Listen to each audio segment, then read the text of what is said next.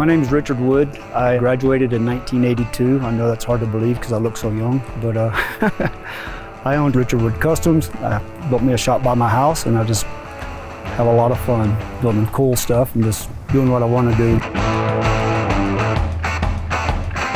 You know, I'm kind of in shock because, I mean, these guys are top of their game. I got butterflies, you know, it's kind of cool.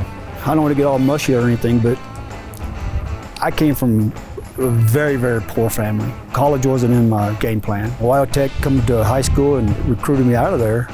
And I'll say right now, it saved my life because it gave me a purpose. I loved what I was doing. And back in the day, they call it body, fender, and paint.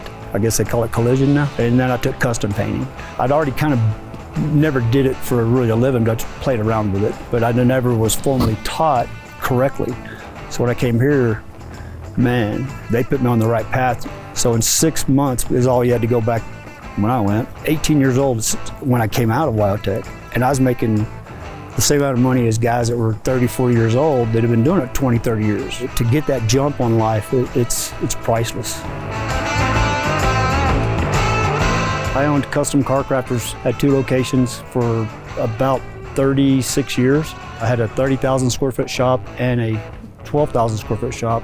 So if you combine the two, I was the largest independent shop owner in the state of Texas. But things happened, so I decided to sell, and now it's Richard Wood Customs. It is the dream. I have people that say, Richard, you work too much.